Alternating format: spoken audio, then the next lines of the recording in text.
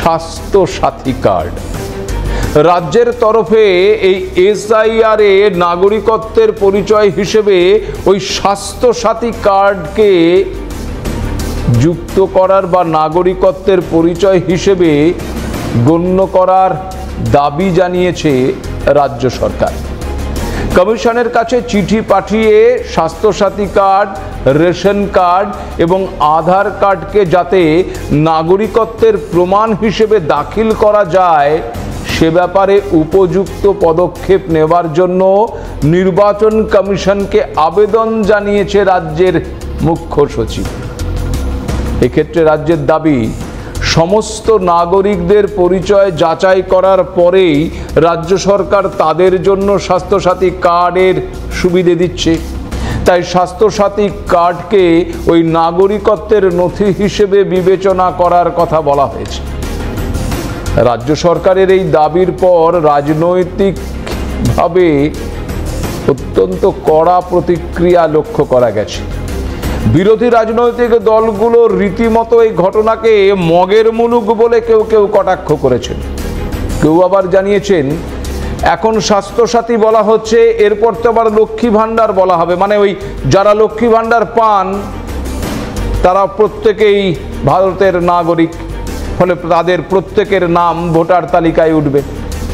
যাকে ছাড়ুন, বিরোধীরা সমালোচনা করবেই, যা ইচ্ছে তাই বলবেই, কিন্তু বিষয়টা হলো যদি স্বাস্থ্যসাথী কার্ডকে নাগরিকত্বের প্রমাণ হিসেবে ধরতে হয় তাহলে তো বেশ কিছু প্রশ্ন আসছে।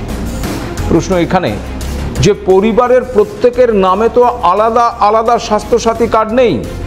পরিবারের একজনের নামে একটি স্বাস্থ্যসাথী কার্ড, আর সেখানে পরিবারের প্রত্যেকেরই যে নাম আছে বা থাকবে এমনটা হতেও পারে, নাও পারে।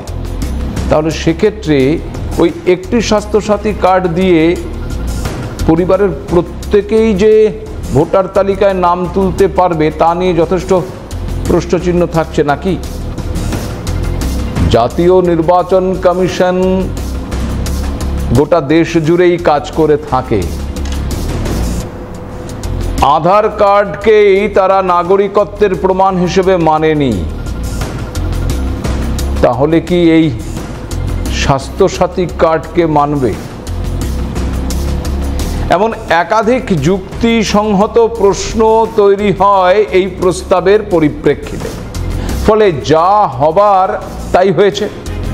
রাজ্য সরকারের এই প্রস্তাব সম্পূর্ণরূপে খারিজ করে দিয়েছে জাতীয় নির্বাচন কমিশন।